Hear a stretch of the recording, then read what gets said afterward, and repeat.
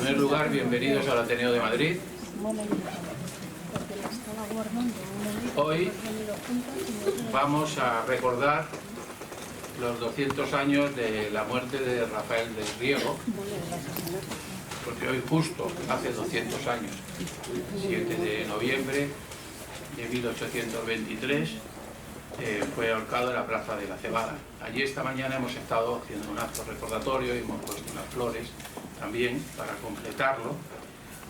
Y también hay otra cosa que realmente es importante, que también nosotros pues nos gusta recordar a otras personas que también fueron ajusticiadas por la tiranía de Fernando VII, como Mariana Pineda, el empecinado, por ejemplo Torrijos, ¿no? Pero ahora mismo lo que vamos a hacer es, en primer lugar, vamos a poner el himno de Riego cantado por los niños de México y luego ya, digamos, comenzamos el acto.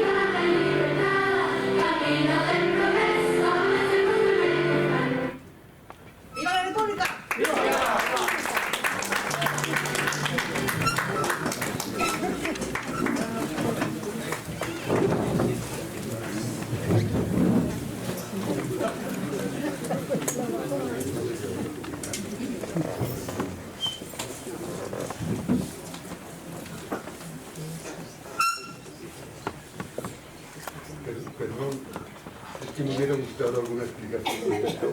Sí, ahora. Pues lo hago. No, ahora mismo. Puedes hacerlo. Vamos a ver qué es.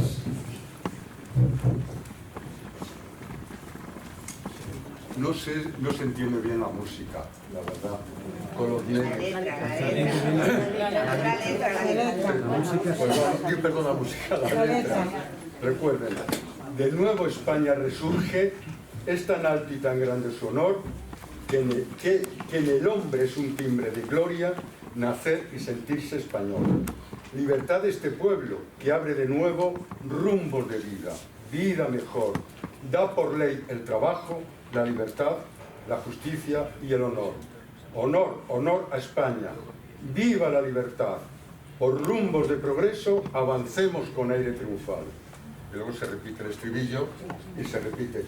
Pero simplemente es algo, como estoy trabajando mucho en el mundo del exilio, ¿me escuchan, verdad? Sí. Si no, elevo la voz. Pues hay algo que me llama mucho la atención, que es una institución dedicada a la enseñanza primaria. Era el Colegio Madrid de México, sustentado por los exiliados españoles, no por el oro de Moscú y esas historias que nos contaron durante 40 años. Y los niños, cada 14 de abril, celebraban la fiesta nacional cantando esta letra, que es una letra elaborada en México, no sabemos realmente por quién, pero seguramente por alguno de los maestros. Esos maestros están vinculados a la Institución Libre de Enseñanza, que acompañaron por centenares al exilio español en tierras mexicanas. Y es la emoción, y lo siguieron cantando ya no los niños, sino los colegiales del colegio, exactamente hasta el 14 de abril de 1977. como recuerdan ustedes, 2 días prácticamente después, 2 o 3 días después de las elecciones generales del año 77, el gobierno de la República en el exilio, en México y en Francia, se autodisolvió y se terminó ya esta cuestión. Era un momento, bueno, pues el Colegio Madrid y luego el Instituto Luis Vives, que era donde los niños los niños de los españoles realizaban el bachillerato. Hoy en día todavía existe el Colegio Madrid, pero ya no en el edificio original, y es un colegio más del sistema educativo mexicano con gran prestigio. Ellos creyeron durante mucho tiempo que esta era la letra oficial del himno, y no, era una letra, como ven ustedes, pero dense cuenta algo muy bonito para lo que vamos a hablar luego. A la hora de la verdad no se habla de república en ningún momento en la letra del himno. Se habla de trabajo, honor, libertad. El nuevo rumbo que puede llevar el país a través de estos conceptos y de estas realidades. Es decir, está de una forma u otra recuperando plenamente la significación que tuvo Riego en 1820-23 o aquella significación que se le atribuyó después a Riego en el proceso de mitificación del héroe y del mártir.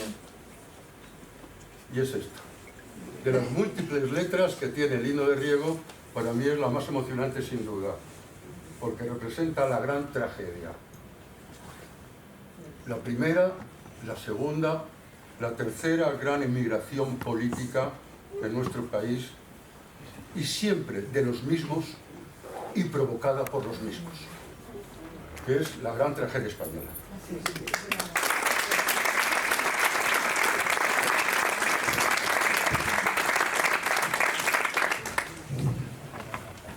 Bueno, vamos a dar comienzo al acto y hoy está con nosotros, bueno, ha hablado ahora mismo Ángel Bahamonde, que es catedrático de Historia Contemporánea, que ha seleccionado el tema Rafael del Riego como mito y símbolo de la libertad hasta 1936.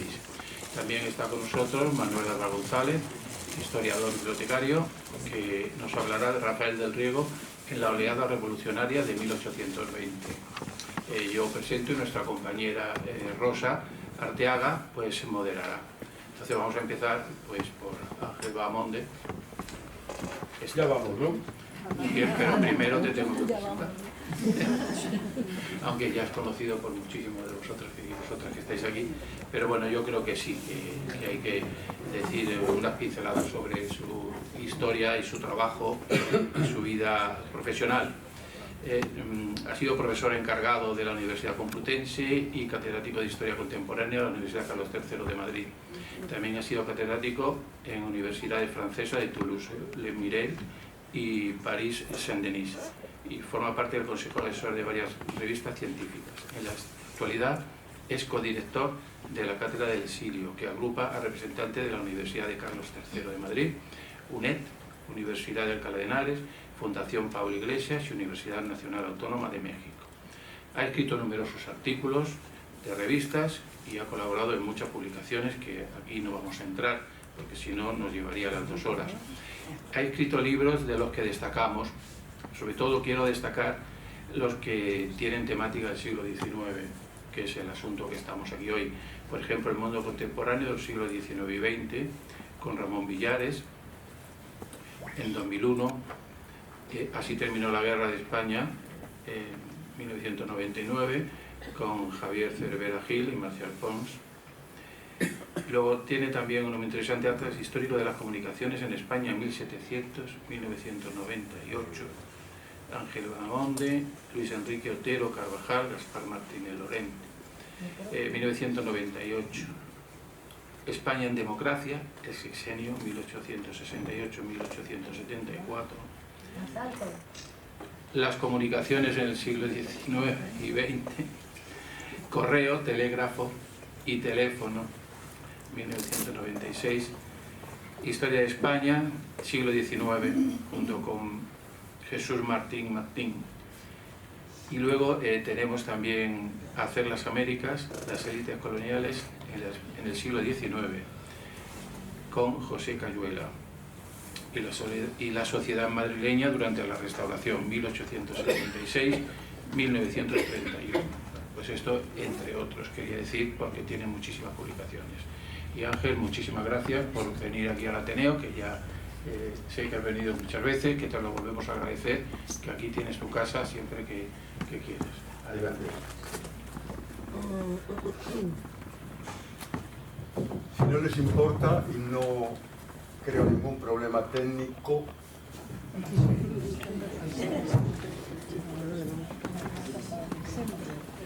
bueno, pues vamos a hablar de Rafael del Riego, vamos a hablar de realidad y de mitificación y del proceso por el cual un personaje se convierte en mito. Porque es que Rafael del Riego va a personificar muchas cosas en el siglo XIX. Y Rafael del Riego, yo creo que reúne las dos cualidades casi precisas para que alguien sea mitificado. Es el héroe liberal por excelencia, o se dice que es el héroe liberal por excelencia, y es el mártir por la libertad, la forma en que murió, diríamos prácticamente asesinado por un monstruo llamado Fernando VII. Lo siento en el alma como historiador, creo que no es panfletario en absoluto calificar a ese individuo anormal que dirigió los destinos de España con la característica de monstruo, sin duda. Ahora de pronto, fíjense ustedes, sale Riego en México. Les voy a hacer otra aproximación. 1931, Colombine, Carmen de Burgos, gloriosa vida y terrible muerte, asesinado por los Borbones, y se refiere a don Rafael del Riego, como ella dice. Lo publicó un año antes de su muerte. Lo tienen a su disposición y es un libro que merece la pena de ser leído. Y estamos en 1931. Yo diría que el proceso de mitificación de Rafael del Riego, del general Rafael del Riego, tiene una especie de crescendo continuado que va a durar aproximadamente hasta el sexenio democrático. Luego tiene una planicie donde prácticamente apenas se le cita, y luego tiene otro crescendo muy considerable a partir de los años 20 del siglo XX, hasta confluir en la República, claro, y hasta hacer de Rafael del Riego algo que no fue nunca, un héroe republicano, porque Rafael del Riego no fue republicano. Nos adelantamos. A la altura de 1820, ser republicano es una cosa altamente complicada todavía. Existe un conjunto de ataduras históricas, si quieren ustedes, que yo diría que inhabilita a la gente a dar ese salto cualitativo. Y ese salto cualitativo que en cualquier caso tiene una referencia, que son los años 92, 93, 94 franceses, los años cenitales de la República en Francia, que es lo que muchos historiadores denominan el resbalón de la Revolución Francesa, cuyo grueso de transformaciones se había realizado antes, entre 1789 y 1791. Yo diría que hay dos cosas: entender a Riego como personaje histórico, no como leyenda, exige evidentemente poder realizar lo que podríamos decir un análisis situacional. Rafael del Riego es hijo de una época muy concreta, de la España posterior a la Guerra de la Independencia. Rafael del Riego simboliza al militar liberal de aquella época, lo cual nos lleva ya a las profundas transformaciones que ha habido en el ejército español para pasar de un ejército de sangre, con ocasión de la Guerra de la Independencia, a un ejército basado, diríamos, en el culmen liberal que significa el mérito y la capacidad. Curiosamente, Rafael del Riego no viene en absoluto de la jefatura o de la responsabilidad en partidas contra el francés, porque va a estar preso en Francia prácticamente desde 1808 hasta finales de 1813, que consigue escapar a Suiza. Bueno, prácticamente le dejan libre, escapar a Suiza. El mito dice que escapó a Suiza de Suiza a Holanda, de Holanda a Inglaterra y de Inglaterra llegó a España. Por cierto, antes de que Fernando VII declarara sin valor alguno y sin tiempo histórico la Constitución y todo el trabajo que habían realizado las Cortes de Cádiz entre 1810 y 1813, entre ellas la Constitución, la PEPA de 1812. Pero como saben ustedes, Cádiz hizo muchas cosas. Uno, derribar el Estado absoluto institucionalmente, y dos, hacer la Constitución.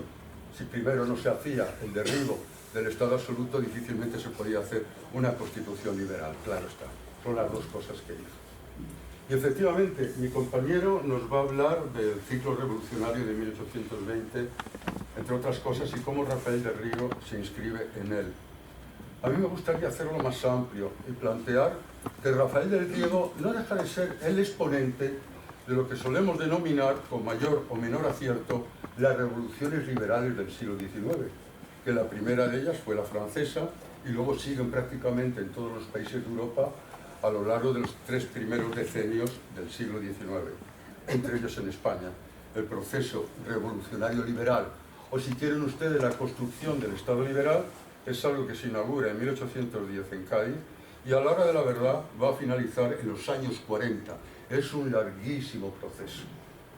Como saben, al volver a España de sus vacaciones en Francia, aunque hubieran hecho los gaditanos, hubieran hecho el discurso del rey secuestrado, estuvo de vacaciones en Francia. Fernando VII es un felón, es un rey traidor, es un felón.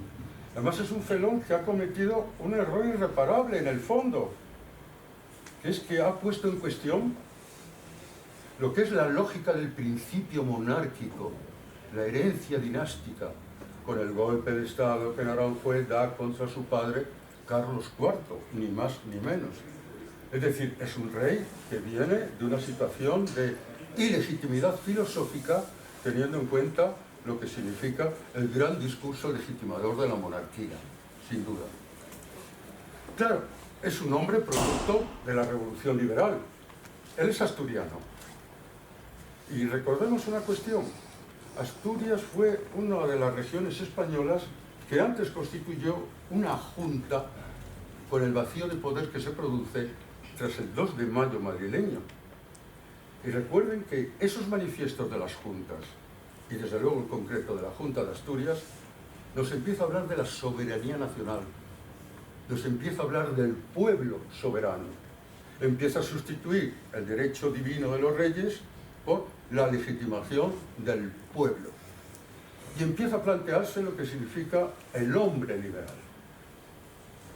Claro, nosotros sabemos que este hombre empezó a estudiar leyes, no lo culminó, empezó a estudiar cánones, no lo culminó, forma parte de la nobleza hidalga de Asturias, con ciertas posibilidades económicas, pero no excesivamente rica en cuanto a recursos, pero desde luego sí muy abierta al exterior. Y si me permiten, ya voy a hacer una diferencia. ¿Qué diferencia hay en la época? Uno, entre ciudad y campo. Y dos, entre ciudades costeras abiertas y ciudades del interior que tienden a ser cerradas. Y esto es importante, sin duda. Luego, en el ciclo de 1820, veremos cómo, tras el relativo fracaso de Riego, el golpe militar que se da en La Coruña va a seguir sobre todo, va a ser imitado sobre todo por ciudades costeras españolas.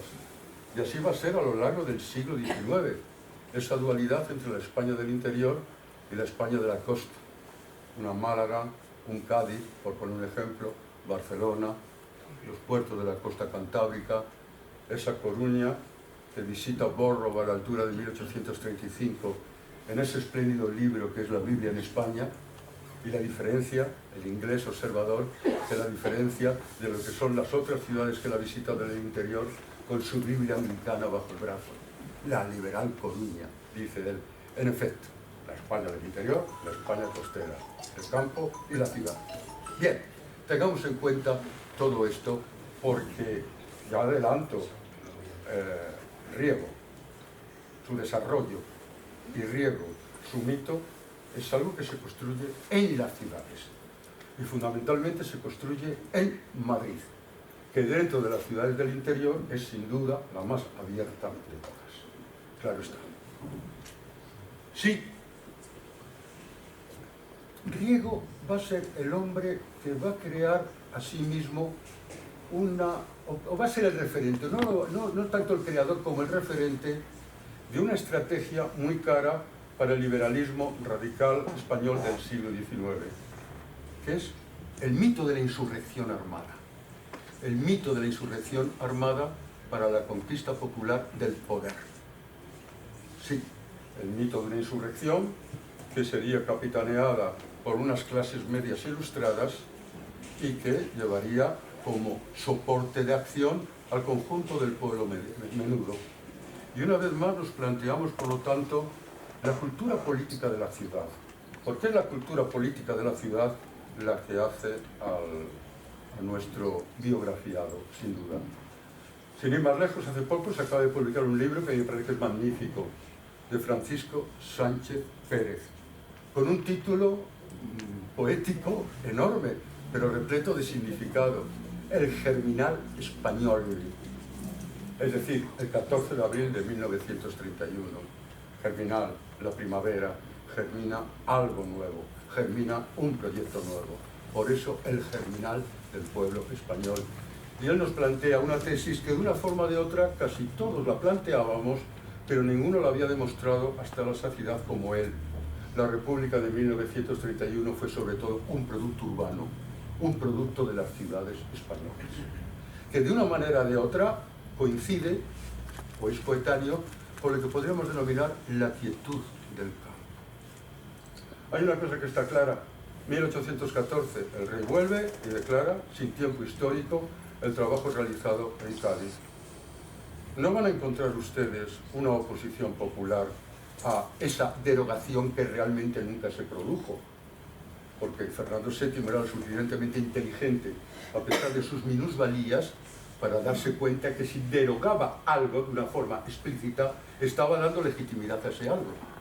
Y me recuerda exactamente igual, si me permiten esa comparación, quizás demasiado exagerada, a ese decreto de la Junta Nacional de Burgos, en septiembre de 1936, por el cual se declaraba sin valor alguno y sin tiempo histórico todo acto jurídico público-privado que se realizara en la España republicana, desde la adopción de un niño hasta meter tus ahorritos en Caja Madrid. No tenía ningún valor y no había existido.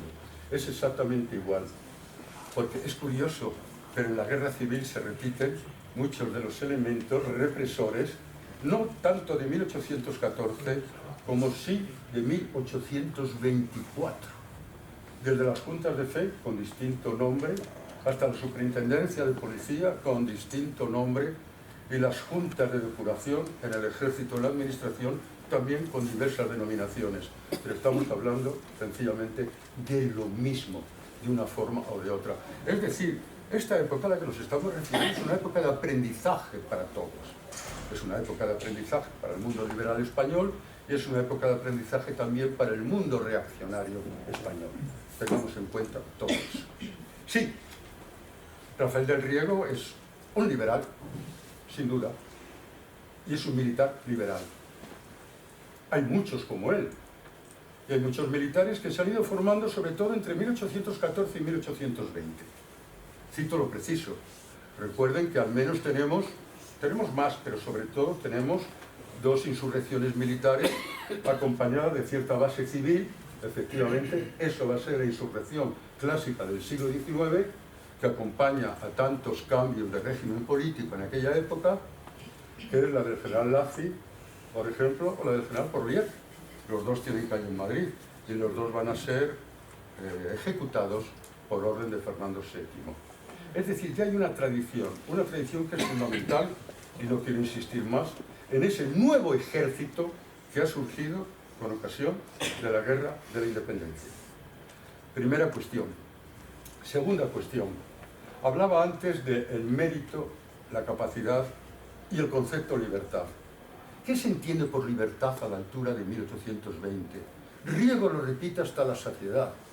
Viva el rey constitucional, viva la Constitución, viva la libertad. Prácticamente es un grito repetido, tan repetido, que todavía en agosto de 1823, en Sevilla, se dirige a sus soldados gritando: viva la libertad, viva la Constitución, viva el rey constitucional. No viva el rey, no, viva el rey constitucional. Claro está. ¿Y qué entendemos entonces por todo esto que se está gestando? ¿Qué es el liberalismo español? Pues es un producto de minorías, con sinceridad. De Cádiz, ¿quién se enteró que Cádiz había hecho una labor demoledora del antiguo régimen y había elaborado una constitución? Estoy seguro que la inmensa mayoría del pueblo campesino español, en torno al 90 y tantos % en aquella época, no es un país de clases medias como hoy en día, precisamente, eso creo que lo sabemos todos, creo que no llegaron a enterarse o a tener la más ligera idea de que había sucedido algo primordial en Cádiz. ¿Perdón? No había tele. No había tele, no había radio, todavía no es la expresión, la primera explosión del periodismo que se va a dar durante el trienio y que va a ser fundamental para, diríamos, cimentar el mito de Riego. Fíjense que a la altura de 1820, en la Fontana de Oro de 1821, se habla del inmortal Riego, y así hablan los tertulianos de aquel club que fue fundamental en la educación política del pueblo menudo de la ciudad de Madrid. El inmortal. Ya le han dado esa característica. Eres inmortal. Y estamos todavía a la altura de 1821. El liberalismo español, señalaba antes, decía yo, que se basa en los mismos principios que los liberalismos europeos. Claro, libertad de industria, libertad de comercio, judicatura, el pueblo soberano, el rey limitado, el poder en el Parlamento, algo contrario a lo que supone totalmente el antiguo régimen. El antiguo régimen es una cosa totalmente distinta. Diríamos que de estas revoluciones liberales nace nuestro mundo de hoy en día, de una forma o de otra, con todos los matices que queramos, pero sustancialmente nace el mundo de hoy en día. Claro, ese liberalismo que prácticamente aparece de forma unitaria en Cádiz, teniendo en cuenta que unos 15.000 liberales y afrancesados se tienen que marchar en 1814 para salvar la vida, la dignidad y la libertad, esos liberales van conociendo otras formas de aplicar el liberalismo, la carta otorgada, que es muy poco liberal por otro lado, de Luis XVIII en Francia, o lo que es el liberalismo parlamentario de élites en Gran Bretaña. Y van matizando sus diferentes posturas liberales. De tal manera que durante el trienio vamos a encontrar dos formas de entender el liberalismo. Lo que se denomina liberalismo moderado, puede ser un ejemplo, Alcalá Galiano, o lo que significa el liberalismo exaltado de un Romero Alpuente. Nuestro querido biografiado cada vez se va a deslizar más hacia el liberalismo, que en aquel momento se denomina exaltado, posteriormente se denominará demócrata, pero es lenguaje de época, y se va deslizando o lo van deslizando. Lo bonito de Rafael de Riego es plantearnos, ¿es un hombre consciente del papel que está jugando? ¿Es un hombre consciente ideológicamente de todos los pasos y las actitudes que va siguiendo a lo largo del trienio? ¿O es un hombre que de una forma o de otra es empujado por algo que he señalado antes que acaba de nacer, que es el pueblo liberal? El pueblo liberal no existe en 1814, pero empieza a forjarse, y me refiero sobre todo al pueblo menudo, entre 1820 y 1823. Para mí es una de las grandes aportaciones del trienio. Y yo diría que en gran medida Riego es fruto de su conciencia política, es liberal, no hay ninguna duda, pero también fruto de una ambientación que de una forma o de otra le matiza o le obliga a determinadas matizaciones que quizá no son fruto de una reflexión personal, sino de una ambientación dominante. Porque a lo largo del trienio, que como saben ustedes significa trienio constitucional, el golpe, como veremos, militar de López Baños, de Quiroga y de nuestro Riego, lo que trae de nuevo es la España constitucional de 1812.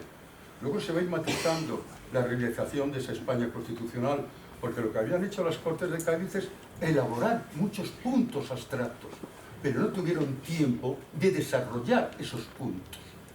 Y que sí, durante el trienio se va a intentar desarrollar, pero se va a intentar desarrollar sobre ese doble cauce que marcha paralelo y cada vez se distancia más. No es lo mismo el liberalismo moderado que el liberalismo exaltado.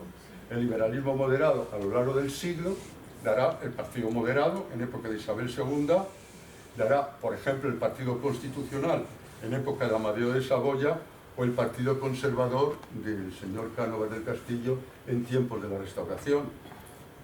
El otro, el liberalismo exaltado, desembocará primero en el Partido Progresista, que prácticamente no gobierna, prácticamente en 36, 37 y luego en el 54, 56, el Partido Progresista, que es el antípoda en gran medida del Partido Moderado que he señalado, que es realmente el que va a detentar, y digo bien detentar, fíjense lo que significa semánticamente la palabrita, detentar el poder a lo largo de todo el reinado de Isabel II, bajo la fórmula Partido Moderado propiamente o por la fórmula Unión Liberal.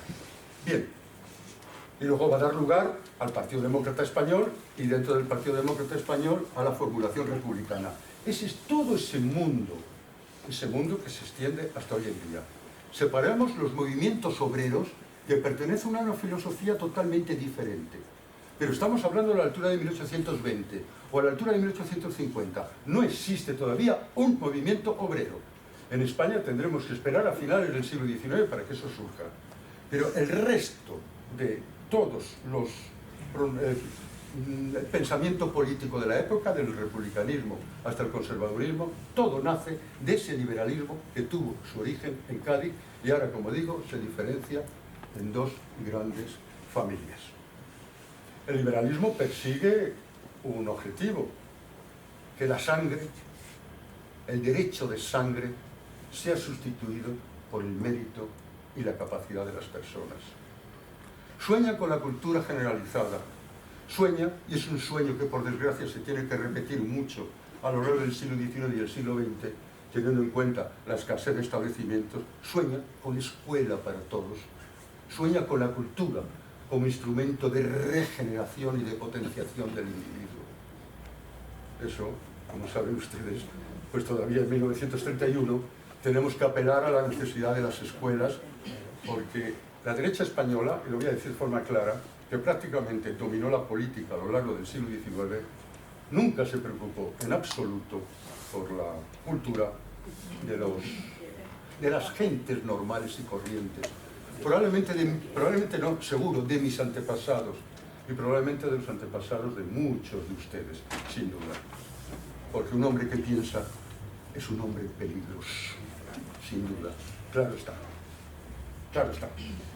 Y efectivamente, esta tesis que yo planteo creo que es importante. Al señor Riego se hace a sí mismo, pero también le hacen, pero también le fabrican.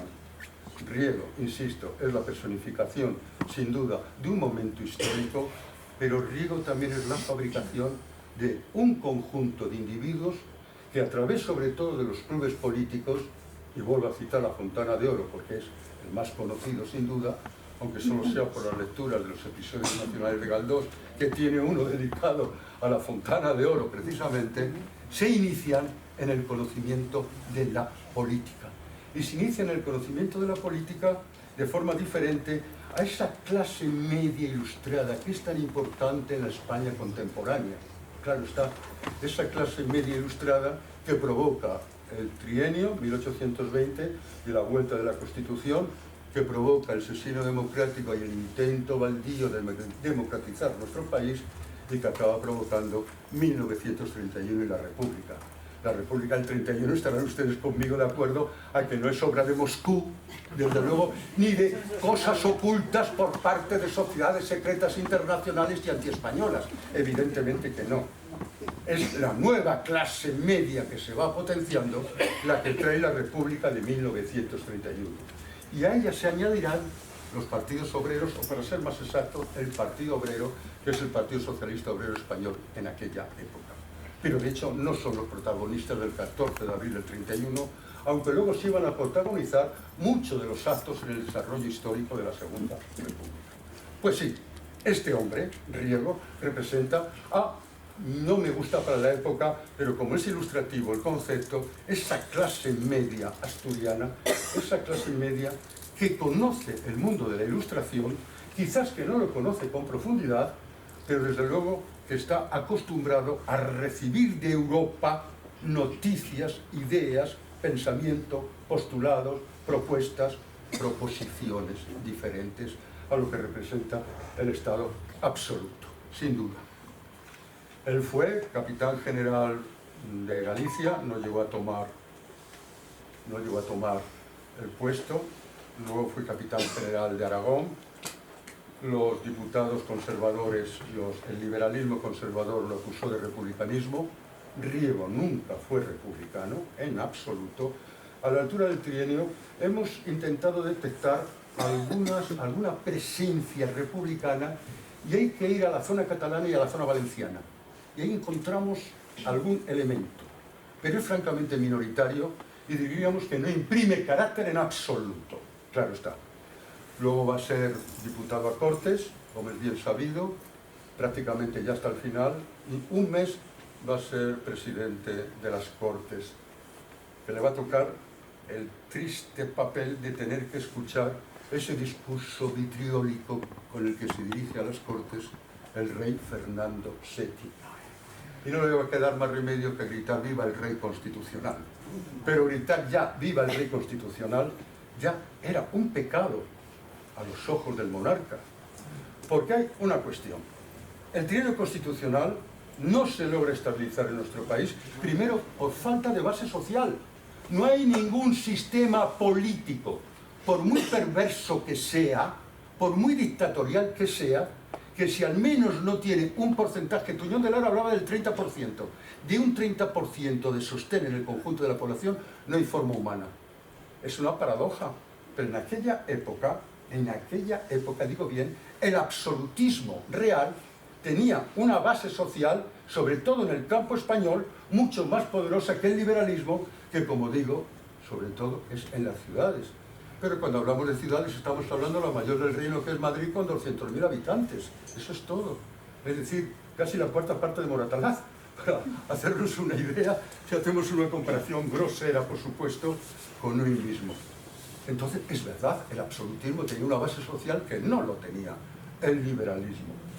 Los campesinos de la meseta norte lo consideraban como algo que se alejaba de lo que podríamos denominar su economía moral, es decir, su economía tradicional, es decir, sus postulados tradicionales. Y ahí está el lado reaccionario de la Iglesia. También hay eclesiásticos liberales en 1820. Cuando se hagan las juntas de fe para depurar al elemento eclesiástico, estamos hablando que en torno a 7.000 eclesiásticos van a ser vigilados por sus tendencias liberales. Pero eso, en un infinito océano de cerca de 150.000 religiosos y religiosas, es un porcentaje francamente mínimo. Y claro, y la España constitucional pues muere. El trienio constitucional muere de eso. Segundo, el trienio constitucional muere de la incapacidad de hacer un frente común frente al absolutismo y los diferentes grupos liberales, los dos grandes liberalismos. No son capaces de analizar en una borrachera de optimismo, porque piensan que es un momento histórico, valorar la importancia social y el gran grosor social que tiene el enemigo absolutista. Efectivamente. Y en tercer lugar, yo creo que los liberales exaltados cometieron algunas incorrecciones de querer llevar un ensoñamiento. Esa clase media ilustrada que, como he dicho antes, ha proporcionado algunos cambios históricos de singular importancia en nuestro país, no deja de caer muchas veces en una ensoñación que les lleva casi a fabular desde el punto de vista político y no darse cuenta cuál es la realidad objetiva del país que quieren transformar. Y esto creo que es algo muy grave. Y en eso cae sin duda el liberalismo exaltado. el trienio tiene dos momentos separados, si quieren ustedes, por el 7 de julio de 1822. El 7 de julio de 1822, la Guardia Real y Fernando VII, con apoyo secreto de los países absolutistas europeos, estoy hablando de Prusia, Austria, Rusia y en gran medida la Francia de la Carta Otorgada, pretende un golpe de Estado. Es un enfrentamiento en los alrededores de la Puerta del Sol entre la Milicia Nacional de Madrid, el pueblo en armas, y la Guardia de Corps. Y la Milicia Nacional va a salir triunfante. A partir de ese momento es el liberalismo exaltado el que va a gobernar. Y el liberalismo exaltado, pues filosóficamente, por ejemplo, la reforma religiosa.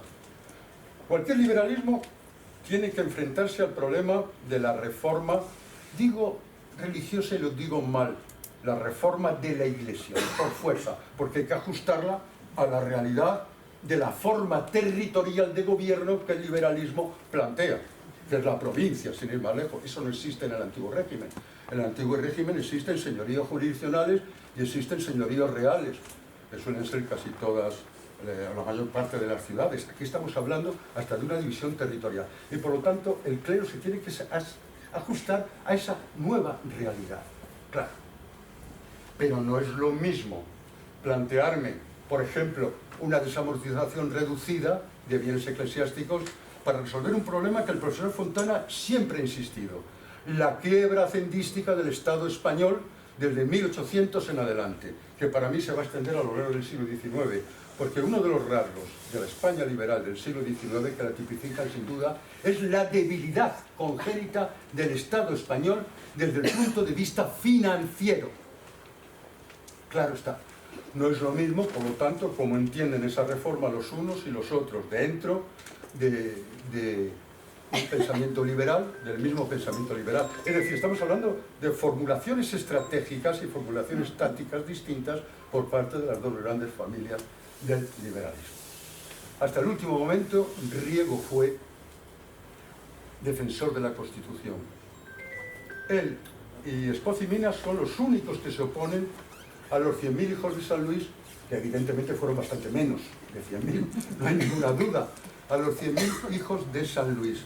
El resto del ejército, de una forma o de otra, se inclinó mayoritariamente, no únicamente, pero sí mayoritariamente, hacia el absolutismo regio. Como saben, la invasión se produce en abril de 1823. Es el Requiem in Pacem del liberalismo de 1820-1823. Trasladan al rey a Sevilla, le declaran inhábil, le trasladan a Cádiz y finalmente, el 1 de octubre, el rey acaba en el puerto de Santa María con sus congéneres absolutistas. Tampoco hubo sublevaciones populares frente a esa nueva invasión de franceses de 1823, tampoco. El pueblo español, o la mayor parte del pueblo español, salvo los ejemplos que he dicho antes de las ciudades, recibieron a los franceses sin ningún tipo de oposición. La muerte es terrible. No sé si tú vas a hablar de la muerte de... Si quieres comentarla. Comentarla de pasada un poco. La muerte es terrible, porque, señores, para los procesos de mitificación hace falta una muerte dramática. Hace falta que la vida del personaje acabe en tragedia. Sinceramente, si Riesgo no hubiera sido literalmente asesinado por Fernando VII, seguramente el recuerdo de Riego sería algo parecido al recuerdo de tantos otros personajes, que es Istúriz, que es Alcalá Galiano, que es el propio Espartero, que es Prim, que es Serrano, que es Topete, un poco más Prim, porque también tuvo una muerte sospechosa, y por eso se la ha recordado más. Pero ¿cuántos generales liberales? El propio López Baños, que ha acompañado en el pronunciamiento de 1820, apenas es conocido en absoluto. Pero aquí cae el lado de la muerte, y la muerte terrible. Y lo que es peor, la muerte infamante, y la muerte que quiere humillar, en última instancia, al personaje. Galdós, El terror, 1824. Galdós no le cae bien, porque cree que murió mal y que murió cobardemente. Eso está en discusión hoy en día. Es decir, finalmente firmó el papelito famoso y fue un papelito que salió de él o fue una imposición por la fuerza. Ese papelito en el que se arrepentía de su liberalismo y que pedía perdón y ofrecía sumisión a la persona del monstruo de Fernando VII. Don Benito insiste mucho en ese papel y lo da como válido. Otros historiadores, y cuando hablamos de historiadores de la época, pues hay que citar a Alberto Gil Novales, sin duda, fue profesor mío y le guardo una estima impresionante. Él tiene Las Sociedades Patrióticas del Trienio, es un libro gigantesco, es un libro muy positivista, es un libro de poca reflexión pero de muchísima información, donde salen esos elementos como la Fontana de Oro que sirvieron para ir creando el pueblo liberal en las ciudades españolas, no en el campo. En el campo, prácticamente, aunque se fundaron sociedades patrióticas, tuvieron muy poco auge. Y luego él ha biografiado a la persona de Riego, y es muy importante Alberto Gil Novales, como lo es Fuentes Aragonés, como soy yo mismo, y como lo son tantos autores, y para corrijos, aquí el compañero que me acompaña hoy en día. ¿Por qué? Riego se hizo universal. Fue un referente. Sí, nosotros en Internet tienen ustedes, sacaba aquí por curiosidad, en Internet, referentes de cómo Pushkin le hace un poema. Como en 1824 hay un dramaturgo, Milner, de segunda fila, británico, que hace una obra sobre la muerte. ¡Ay, qué interesante! Y casi todo, también Carmen de Burgos, la muerte, la muerte, la muerte. La muerte es decisiva para convertir al héroe en mito, claro. Y como su amigo Félix Mejías, la figura de nuestro biografiado, transcurre por Estados Unidos y transcurre sobre todo por Centroamérica. Y Félix Mejía había sido el director de uno de los grandes periódicos del Trienio Constitucional, El Zurriago, con esta denominación. Y El Zurriago sí fue un educador de muchedumbres liberales junto con las sociedades patrióticas como los clubes, estos que he señalado como la Fontana de Oro. Se dice que es la primera eclosión del periodismo español. No es la Edad de Oro, la Edad de Oro será posteriormente a lo largo del primer trienio del siglo XX, pero es la primera eclosión del periodismo español. Por muy poco dinero tú podías adquirir El Zurriago. Y algo muy interesante que no pueden olvidar ustedes, la mayor parte de la población es analfabeta, pero funciona algo llamado cultura oral, y es la lectura de periódicos en grupo. El señor que sabe leer y lee el periódico a los que no saben leer. De tal manera que se podía dar entre determinadas capas populares de Madrid la siguiente paradoja. Soy analfabeto, pero tengo, o creo tener, un conocimiento de la política alteradísimo, por supuesto, claro que sí, pero tengo un conocimiento y un interés por la política probablemente muy superior a lo que tiene la media de los españoles hoy en día. Que la política queda simplemente a discusión de tertulia o a cuatro gritos en la calle y se acabó, pero no a procesos de reflexión y a la actuación de contrapoder tal como plantea el liberalismo. El pueblo soberano es el contrapoder del poder y saber actuar como contrapoder es algo muy complicado. Define, de hecho, el perfil del ciudadano tal como lo planteó Cádiz y en general tal como lo plantearon las revoluciones liberales de principios del siglo XIX absolutamente en toda Europa. La mejor expresión, y con esto termino, de esa figura universal es el propio himno de Riego, así se denomina. Curiosamente no fue himno oficial nunca, salvo en el trienio, que fue, para ser exactos, Marcha Nacional de Ordenanza. La definición sería un tanto compleja, pero sería algo parecido a himno nacional. Piensen ustedes que también es lógico. Los himnos nacionales y las banderas suelen nacer a la par que nacen las naciones en el siglo XIX en todos los lugares. A mí me engañaban cuando era pequeñito y me sacaban a viriato con una bandera bicolor. Pero si la bandera bicolor es bandera nacional desde 1843, el momento en el que se decide la mayoría de edad de Isabel II, difícilmente Viriato podía tener una bandera bicolor. O aquellos que te dicen, uno de los errores de la Segunda República fue cambiar la bandera de siempre por la bandera de los tres colores. Será la bandera de 90 años, porque no tenía más como bandera nacional. E himnos nacionales no los hay, salvo este periodo de abril de 1822 hasta el final. Marcha de ordenanza nacional. Traduzcan ustedes como quieran. Algo equiparable al himno nacional. No fue himno nacional, pero sí fue canto popular frente a los carlistas. Fue un canto a la libertad. Se cantó durante la Primera República, sin duda. Se cantó en todos los mítines republicanos, sobre todo los mítines blasquistas, del blasquismo, es decir, del republicanismo valenciano, desde finales del siglo XIX. Sí, el canto a la libertad. Pero también a la libertad como concepto abstracto. A la libertad que en el fondo puede ser interpretado por todos y cada uno de nosotros, el término libertad, de una manera diferente, pero que tiene unos objetivos iguales y en el fondo no varían mucho de los objetivos que planteó Cádiz a la hora de definir el ciudadano y a la hora de definir la nación. ¿Qué es la nación? El conjunto de personas, de ciudadanos, masculinos, sí, masculino nada más, el conjunto de ciudadanos libres y autodeterminantes. Y autodeterminantes porque era el principio liberal básico. Tienen el derecho natural, así se planteaba, derecho natural a elegir su propio futuro cada uno de nosotros. Y eso lo establece Cádiz. Y esa idea de libertad, de una forma o de otra, pues es la que ha estado siempre dando vueltas. Entonces no es un himno republicano, es un himno a la libertad. El himno de Riego tuvo múltiples y múltiples coplas y coplillas. A la hora de la verdad se define como un canto de guerra, pero yo creo que está a mucha distancia de la marsellesa. La marsellesa es algo que en aquella época, hoy en día ya lo miras y lo contemplas de forma distinta, pero en aquella época la marsellesa prácticamente te obligaba a coger las armas y defender la revolución frente a los austriacos en la célebre batalla de Valmy de 1792.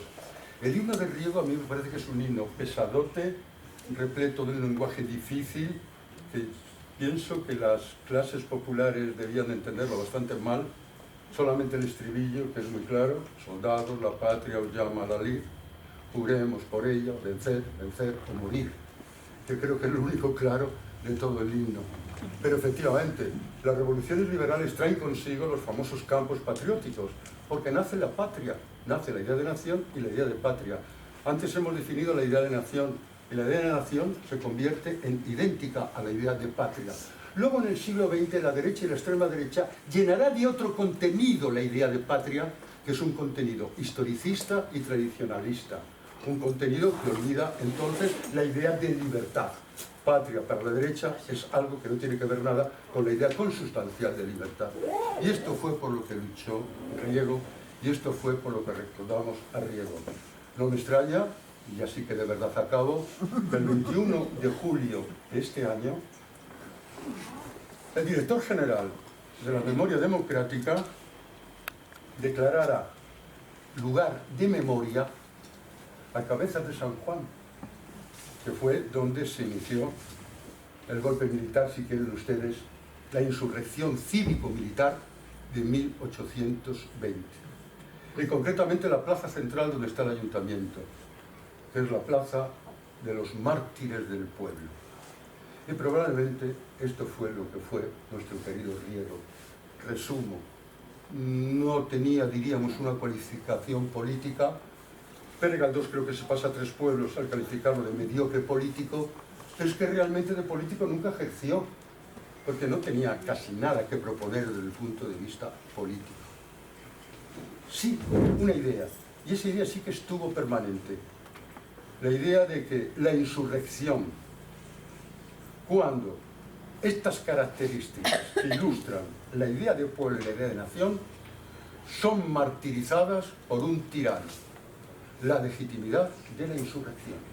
Y de esto sí nos habló Riego. Y sobre Riego, ¿cuántas veces se habló del derecho a la insurrección de la nación cuando asoma un tirano? Ustedes me dirán que Santo Tomás de Aquino también hizo lo mismo, pero con contenido religioso. Aquí estamos hablando con contenido cívico. y eso es una diferencia que es fundamental. Mi compañero seguirá con...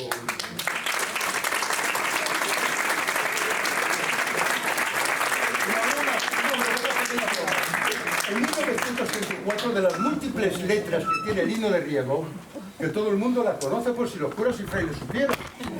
Esa es una más. En el momento en que, como saben ustedes, Lerroux está intentando gobernar con la CEDA. Y es, catalanes, porque esa locura, si queréis en España vivir, que la España es la España de todos, desde aquella jornada de abril.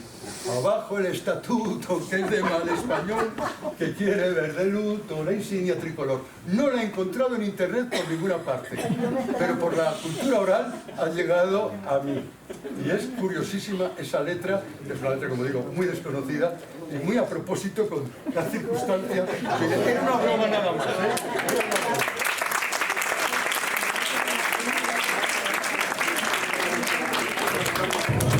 Bueno, continuamos y ahora va a intervenir Manuel Álvaro González Fernández, historiador bibliotecario, con el tema Rafael del Riego en la oleada revolucionaria de 1820. Pero antes quería meter una pequeña cuña en relación de que luego, para que no os vayáis cuando termine, porque no solo hay coloquio, sino que también se estrenará el proyecto de himno de la Segunda República, que podéis ver ahí, de 1938, compuesto por Lan Adomián, letra de Miguel Hernández, interpretado por la Solfónica, con piano y percusión, que están aquí todos ya esperando, con muchas ganas de representarlo, porque es la primera vez que se va a interpretar este himno, va a ser una primicia histórica. Ángel, para que tomes nota para tu futura publicación. Bueno, pues Manuel, adelante. Bueno, yo, si me lo permitís, voy a dar la charla sentado, fundamentalmente porque traje bastantes notas, bastantes esquemas y bueno, me siento así más cómodo si no es molestia. Y bueno, dicho esto, pues muchísimas gracias a todos por venir. Quería agradecer primero a los organizadores del Ateneo el que me hayan invitado. Y bueno, también quería tener una mención con la profesora Florencia Peirú, que bueno, fue quien propuso mi nombre para poder participar en este acto, bueno, pues en un día tan significativo como hoy. De hecho, bueno, yo creo que es muy importante conmemorar precedentes, acontecimientos que sean toda una antesala a nuestra democracia y a nuestro Estado constitucional, que vayan más allá en el tiempo de la experiencia de la Segunda República, ya que bueno, pues hay toda una serie de precedentes que bueno, también son dignos de ser recordados, también son dignos de ser analizados y bueno, también son dignos de ser tenidos en cuenta. Nos reunimos un día que no es un día normal, es 7 de noviembre del 2023. Hoy, hace 200 años, un hombre fue sacado de las letrinas de la cárcel del Seminario de Nobles de Madrid. Había estado ahí más de 34 días con unos grilletes que no le quitaron en ningún momento.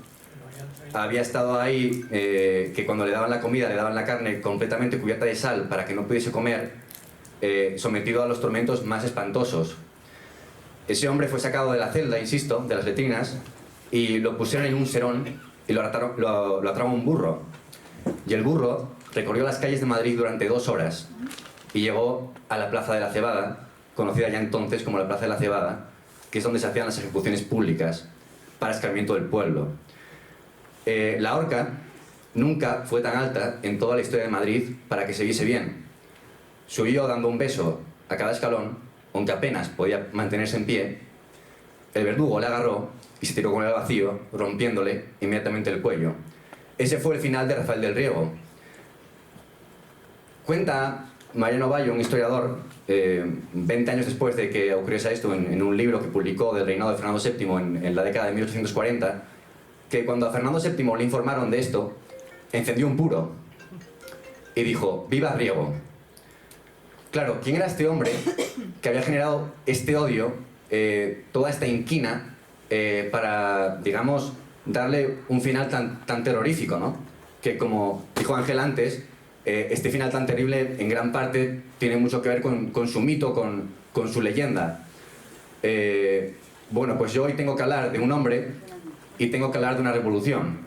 La oleada revolucionaria de 1820. Voy a empezar por el hombre, voy a empezar por Rafael del Riego, porque en última instancia, ¿quién era Riego? ¿Quién era Rafael del Riego? Pues, como ya dijo, era un asturiano que a día de hoy, por desgracia para nuestra memoria democrática, genera una cierta indiferencia en la mayor parte de la población, pero también genera un cierto desdén. Un desdén que viene desde también, lo ha mencionado mi compañero Ángel, de la historiografía más conservadora o incluso reaccionaria del siglo XIX, que se fue extendiendo durante el siglo XX. Tenemos que se nos ha transmitido la imagen de un joven atolondrado, un héroe infantil, un hombre que en última instancia no era muy consciente de las consecuencias de sus actos. Un personaje que sí, normalmente le suelen reconocer que era digno de lástima, porque no tenía que haber acabado como acabó, pero en ningún momento debería haber sido digno de admiración o de un seguimiento político. Esta imagen la cultivaron, ya mencionaba algunos nombres, mencionaba a Alcalá Galiano, también el poeta Quintana, y por supuesto el novelista Pérez Galdós. Pérez Galdós en su novela del terror del 24. También la historiografía, no sé, Comellas, un historiador del siglo pasado, perpetuó esta imagen. Y bueno, incluso con motivo del bicentenario del pronunciamiento en el 2020, en enero, cuando la prensa todavía podía hablar de otras cosas que no fuesen la célebre pandemia que monopolizaría todo a partir de marzo, pues nos encontramos con algunos titulares curiosos. El ABC, el titular fue bicentenario del pronunciamiento, el primer general golpista de la historia de España, que es un titular que, por cierto, el periódico El Debate se ha permitido el lujo de repetir hoy. Y bueno, de hecho, ayer mismo la Fundación Gustavo Bueno también se permitió el lujo de publicar un tuit diciendo que bueno, hoy se hacían 200 años de la ejecución de Rafael del Riego, un masón amigo de los ingleses. Los de Gustavo Bueno son unos materialistas, siempre presumen de su rigor intelectual. Cuando quieran que saquen un solo documento de archivo que acredite que Rafael del Riego pertenecía o perteneció en algún momento a la masonería. Pero bueno, un poco quería insistir en esto para remarcar un poco la imagen un poco más común que nos ha llegado de él. Insisto, él era asturiano, él nació en Tuña, cerca de Cangas de Tineo, en 1784, el mismo año, por cierto, que Fernando VII, y efectivamente pertenecía a una familia hidalga. Él pertenecía a una familia hidalga muy afín a las ideas de la Ilustración, están muy cercanos a los ilustrados asturianos, y una familia que solía decantarse por dos trayectorias. Por una parte estaba la trayectoria de la administración, tanto en la administración un poco de la gestión de lo que era el Principado de Asturias, pero incluso también en la administración ya de Madrid, la administración borbónica, en la época de Carlos III, de Carlos IV. Y por otra parte, también muchos miembros de su familia, para empezar su hermano, Miguel del Riego, se decantaron por la Iglesia. Él estudia leyes, quizá pensando en ir por la administración, él estudia cánones, quizá pensando en ser sacerdote, pero finalmente opta por una vía que era el primero en seguirla en su familia. Él entra en el ejército. Él entra en el ejército y no entra en un cuerpo cualquiera. Él entra en el cuerpo de la Guardia de Corps, es decir, un cuerpo particularmente cercano al rey. Entra en 1807. Y la casualidad, se ha mencionado aquí el motín de Aranjuez, que bueno, fue ese golpe que bueno, ya un poco definiéndose a sí mismo, Fernando VII le monta un golpe de estado a su padre el Día del Padre, el 19 de marzo, que hay que tener mala hostia, pero pues qué casualidad que el regimiento en el que está Rafael del Riego está en Aranjuez el 19 de marzo de 1808. Es una casualidad, evidentemente él no tenía un margen para decir dónde estar y dónde no estar. Son estas casualidades, ¿no? Como cuando, siendo muy joven, Robespierre le leyó un poema elogioso a Luis XVI de niño, sin saber que tiempo después se van a encontrar con fatales consecuencias para Luis XVI. Bueno, pues aquí Rafael del Riego y Fernando VII se volverían a encontrar con fatales consecuencias para Rafael del Riego. También se ha hablado de la Constitución de Cádiz, de las Cortes de Cádiz.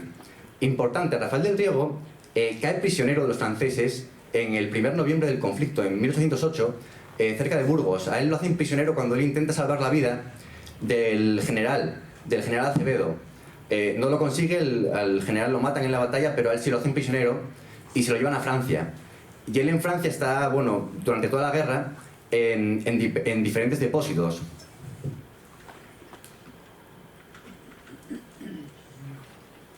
Esto ha sido una pausa dramática, porque también la historiografía reaccionaria conservadora y la Fundación Gustavo Bueno nos dirán que Rafael del Riego se hizo masón y revolucionario en Francia.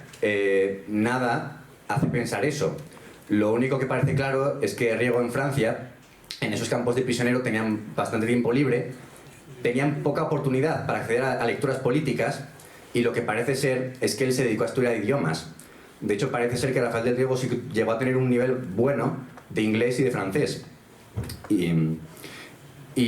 él está en Francia en esos años que no solo hay una guerra, hay también toda una revolución. Porque entre 1808 y 1814, otra casualidad, que también está en Francia, es Fernando VII.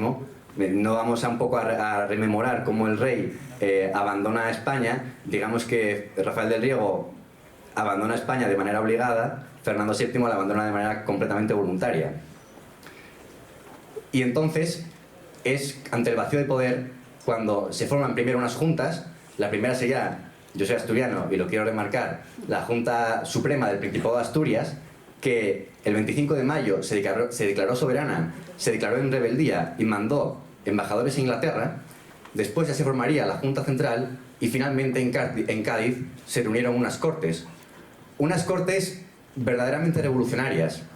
Establecen un sufragio universal masculino, casi universal masculino, establecen la separación de poderes, establecen que sí, el régimen es monárquico, pero el rey está, como todos, sometido a la Constitución y está sometido a las leyes emanadas de las cortes, insisto una vez más, elegidas por un sufragio casi universal masculino. Era un régimen verdaderamente revolucionario. Se ha hablado aquí de los enemigos que tendría ese régimen, la Iglesia. La Iglesia también, por darle un guiño, no olvidemos una cosa. El liberalismo español toma forma legal en una iglesia, que es la iglesia de San Felipe Neri. Y esas primeras cortes de Cádiz tuvieron muchos eclesiásticos que eran diputados, eclesiásticos que fueron salvajemente perseguidos por la propia Iglesia Católica, ya que triunfaría su vertiente más reaccionaria, como por la monarquía. Pero bueno, diputados como Muñoz Torrero, que eran eclesiásticos, bueno, pues también merecen un reconocimiento. Y en 1814, ya lo comentaron también, Riego escapó, pasó por Suiza, pasó por Alemania, pasó por Inglaterra y llegó por Galicia a España y le dio tiempo a jurar la Constitución.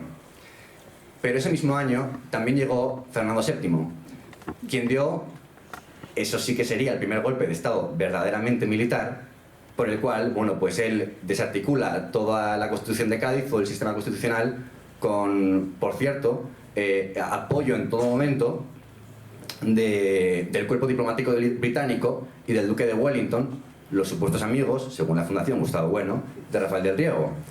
Y comenzó una represión verdaderamente salvaje. Quiero remarcar que aquí empiezan los 6 años menos conocidos de la historia contemporánea de España, 1814-1820, pero se inicia la siguiente dinámica. O sea, el rey cierra las cortes, encierra liberales, los que consiguen abstenerse del encierro tienen que huir al exilio, y comienza la famosa época de los pronunciamientos. Se ha hablado de Porlier. Va a haber un pronunciamiento prácticamente cada año, pero remarcar un poco que los pronunciamientos eran movimientos llevados a cabo por militares con un apoyo civil también muy importante, pero sobre todo, aunque eran movimientos militares, no eran movimientos violentos. Lo que querían era, se hacían fuertes en secreto en la periferia, se pronunciaban, mandaban manifiestos y buscaban conseguir apoyos, y con ese apoyo presionar al rey para que restableciese el liberalismo. En 1815, Porlier se pronuncia en A Coruña. De hecho, en A Coruña, él es capaz de restablecer la Constitución de Cádiz, y también sería capaz de restablecerla en el Ferrol. O sea, es el único militar capaz de restablecer la Constitución de Cádiz antes que Riego. Bueno, este pronunciamiento no dejó ni un solo herido. Por supuesto, no dejó ni un muerto. Sin embargo, Porlier fue ahorcado en A Coruña. Porlier era un héroe de la Guerra de la Independencia, como lo serían todos los opositores insisto, en su medida pacíficos, al absolutismo de Fernando VII, que Fernando VII iría ejecutando.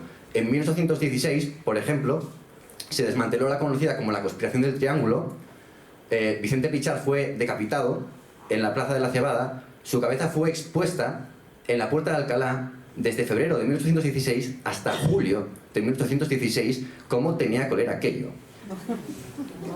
En 1817 fue Luis Lacy. En 1819 fueron los conspiradores de Valencia, la conspiración de Vidal. Insisto, estos pronunciamientos no dejaron víctimas mortales. Las víctimas mortales eran los primeros pronunciados del legado de Fernando VII. Pero veamos un poco más el panorama fuera de lo que es España, porque solemos pensar que aquí efectivamente la tuvimos, no voy a negar la mayor, muy mala suerte con Fernando VII. Pero contextualicémoslo. ¿Cómo estaba Europa en 1820? En 1820, Europa se encontraba en plena resaca posrevolucionaria. Ustedes piensen, Napoleón Bonaparte había sido definitivamente derrotado en la batalla de Waterloo en el verano de 1815. Después de 20 años de revolución y de imperio, en Europa nos encontramos con que se restablece el legitimismo monárquico. Europa entera se ve azotada por la reacción. En Austria hay un imperio absolutista, en Rusia hay un imperio absolutista, en Francia vuelven los Borbones. Es verdad que Luis XVIII sí concede una carta otorgada que reconoce un sistema bicameral, sí que reconoce una serie de derechos civiles, y el propio rey Luis XVIII no es especialmente agresivo. Pero sí que hay un partido reaccionario particularmente fuerte en Francia, que sí que va a tener el poder con el siguiente monarca, con Carlos X. Y luego tenemos el caso de la monarquía británica, la tantas veces alabada monarquía parlamentaria. ¿Era una monarquía parlamentaria? Sí, formalmente lo era. En realidad era una monarquía profundamente reaccionaria, amén de que era una monarquía criminal, gobernada por el príncipe regente, el hijo de Jorge III, que en 1820 llegaría ya al trono como Jorge IV, y bueno, pues que reprimían también de manera sangrienta manifestaciones pacíficas por una mayor libertad. He oído ahí que lo de películas, y se hablan de la película de Peterloo, que fue una manifestación en Manchester en 1819 por el sufragio universal en Inglaterra, que acabó con varias decenas de muertos y de heridos, cargaron contra la manifestación. Pues así es. Y entonces entendemos así realmente mucho mejor quién era Rafael del Riego. Porque Rafael del Riego fue el hombre que encabezó el intento más audaz y más notable por devolver no solo a España, sino a Europa entera, por la senda del liberalismo, de la soberanía nacional, del Estado de Derecho y del orden constitucional. O sea, fue una revolución, no fue una revolución española, fue una revolución europea. De hecho, tengan en cuenta que el pronunciamiento es el 1 de enero de 1820. Para finales de aquel año, la revolución se ha extendido a Nápoles y se ha extendido también a Portugal. Y para 1821 se ha extendido a Piamonte, al norte de Italia. Incluso tiempo después, en 1825, con Riego ya muerto, habría un intento revolucionario que seguiría el mismo esquema en Rusia. Sea la revolución decembrista en Rusia fue el intento revolucionario más notable de la historia rusa hasta la revolución de 1917. Es un poco por contextualizar su importancia. ¿Qué pasó el 1 de enero de 1820? El 1 de enero de 1820, Fernando VII tenía un problema, y el problema era América, el imperio americano. El imperio americano que se estaba desmoronando, ya que no solo en España se combatía contra el absolutismo de Fernando VII, también en América se combatía contra ese absolutismo. Primero el rey consiguió restablecer el orden con una primera expedición militar, pero la represión no fue suficiente. España ya no era el imperio que había sido, y los movimientos independentistas siguieron en América. El rey reunió, haciendo un enorme gasto de hombres y de dinero, 20.000 hombres cerca de Cádiz para partir a América a combatir. Y entre esos 20.000 hombres estaba el batallón Asturias. Y en el batallón Asturias había un teniente coronel, era el teniente coronel Rafael del Riego. Ahora, no se crean que Rafael del Riego estaba destinado a ser el héroe de la revolución, para nada. Ni siquiera debía haber tenido un papel significativo en absoluto. Para empezar, esos conspiradores ya sabían que querían preparar un poco toda esa fuerza militar para obligar al rey a capitular. Primero, escogieron como líder a un personaje bastante curioso, Enrique O'Donnell. Enrique O'Donnell, el conde de la Bisbal, que había sido regente en la época de las Cortes de Cádiz y que era un militar con mucha experiencia. Él debió haber sido el héroe de aquella revolución. ¿Qué pasa? Cuando empiezan las sospechas, O'Donnell se asusta y delata a varios compañeros, como por cierto llevaba haciendo a lo largo de todo el sexenio absolutista. Así que ese primer intento revolucionario, lo que se conoce como la conspiración del Palmar, se ve desarticulado.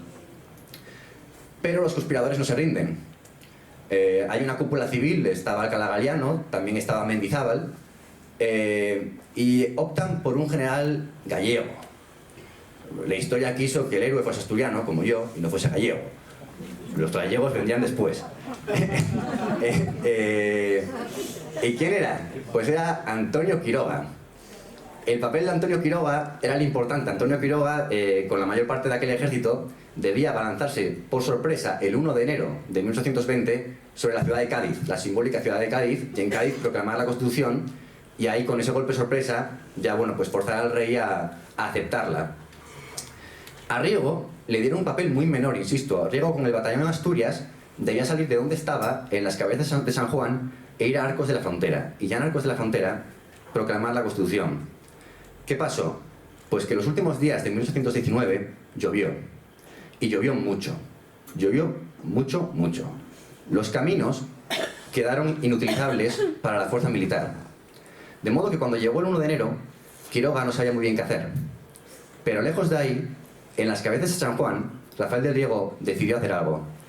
Fue a la plaza, y en la propia plaza de las cabezas de San Juan, sin querer ir a Arcos, proclamó la Constitución.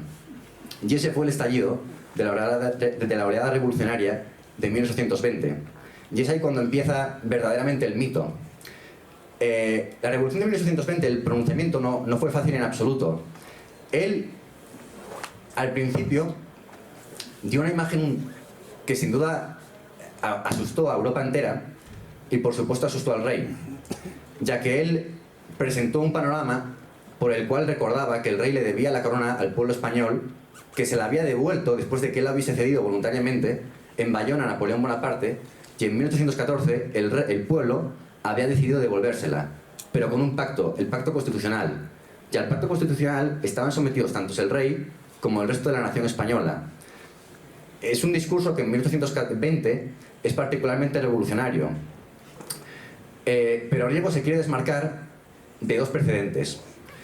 Se va a desmarcar primero, y también se ha mencionado, del referente revolucionario francés, del precedente jacobino, del precedente del terror.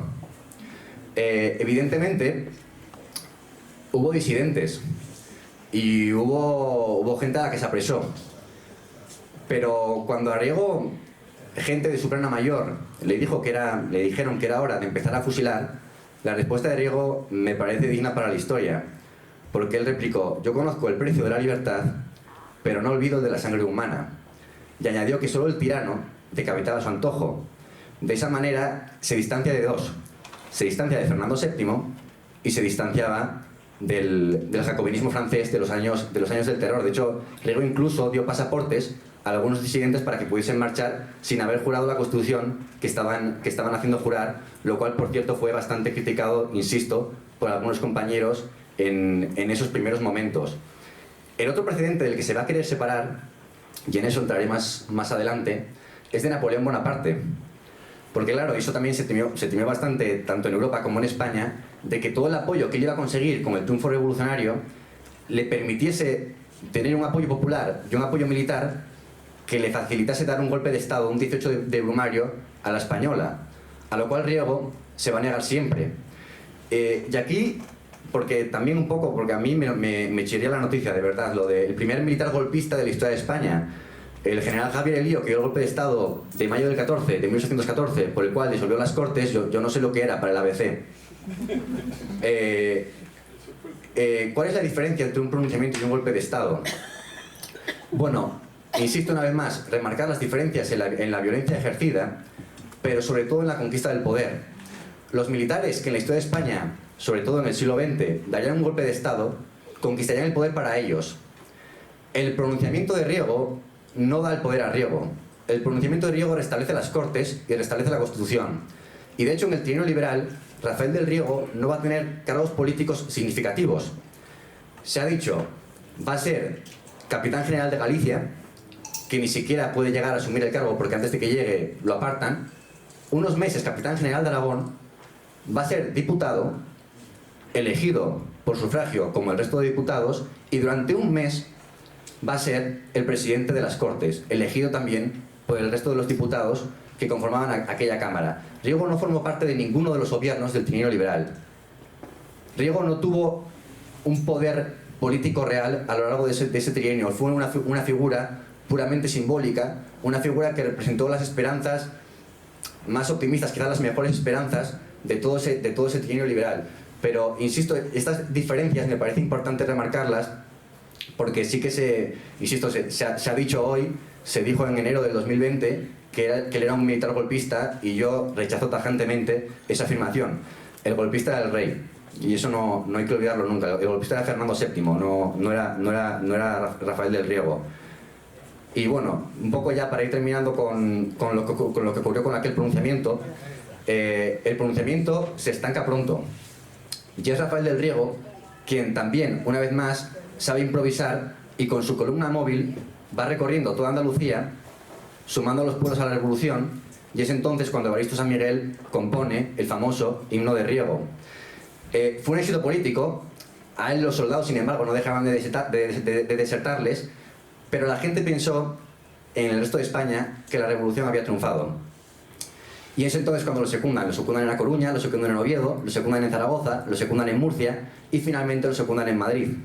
Y es el 9 de marzo cuando un rey asustado pronuncia la famosa frase de vayamos todos, y yo el primero, por la senda de la Constitución. Y bueno, pues ya es un poco lo que fue el comienzo del trienio liberal. Y ya para terminar, unas notas con el final del régimen. Era popular la Constitución de Cádiz, eran populares los liberales. Bueno, unas notas para la reflexión.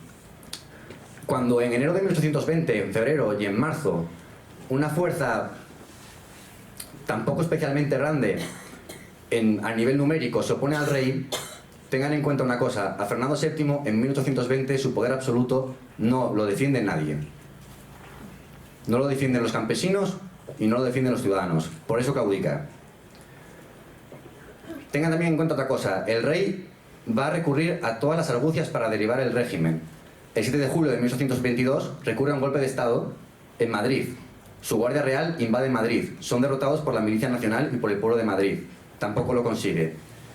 Ese año también Cataluña estaba en plena guerra civil, con unas partidas de realistas que apoyaban la monarquía absolutista. Esas partidas realistas, esa guerra civil, la ganan los liberales. La gana Francisco Espoz y Mina en la zona de Cataluña, y el general Torrijos también combate en Cataluña y también combate en Navarra, y los protocarlistas, por llamarlo de alguna manera, no consiguen vencer. En 1823 el régimen no era estable, pero Fernando VII no tenía fuerza para derribarlo. Porque si tú tienes fuerza para derribar un régimen, no tienes que llamar a 100.000 soldados, que sí, la cifra por estudios de Emilio Laparra, de la monografía que dedicó a los 100.000 hijos de San Luis, no llegaban a 100.000, pero eran unos 90.000 hombres, invaden España. Tú no necesitas llamar a 90.000 hombres de Francia para restablecer el poder absoluto si el pueblo te apoya. Se ha dicho, nadie se opone a los 100.000 hijos de San Luis, como sí se opusieron a Napoleón Bonaparte. Es cierto, no hubo una posición militar especialmente destacada. Salado de Espoz y Mina, Salado de Riego, por supuesto. También habría que mencionar al empecinado. Habría que mencionar también al propio José María de Torrijos. José María de Torrijos fue el último en rendirse en Murcia. Y es verdad, también es cierto que en 1823 el liberalismo español se encontraba profundamente dividido. Pero también lo habrán oído un montón de veces, la misma gente que gritaba viva Riego en 1820, en 1821, en 1823 gritaba viva las Caenas. Y yo pregunto, ¿han visto lo que le hicieron a Riego? han visto que había 100.000 soldados franceses ocupando España, 100.000 soldados franceses que, por cierto, no se van en 1823 y no se van en 1824, se tienen que quedar hasta 1828, lo cual también te hace dudar de la confianza que Fernando VII tenía en su propia popularidad, ¿no? Si tienes que mantener a un ejército extranjero ocupando España durante 5 años. Bueno, pues con la ejecución que le dieron a Rafael del Riego y con esos 100.000 soldados, ¿quién iba a ser el gallito que gritase otra cosa? Esa pregunta también se puede lanzar. Fernando VII no recupera el poder por sí mismo, es la Europa reaccionaria. Es la Europa reaccionaria la que tumba la Constitución de Cádiz en España en 1823.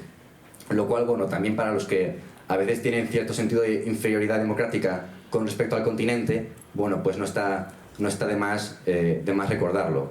Y bueno, pues fue el comienzo de un mito y voy a terminar volviendo a la ejecución, porque es cierto que también lo habrán oído, que Riego fue abucheado cuando lo arrastraban por las calles de Madrid, que Riego murió cobardemente, como dijo Pérez Galdós. Bueno, yo remitirme a la mejor publicación que se ha hecho de Rafael del Riego, que es la tesis doctoral de Víctor Sánchez Martín. Ninguna fuente contemporánea del momento, del día y de los días posteriores dijeron que Riego hubiese sido abucheado aquel día.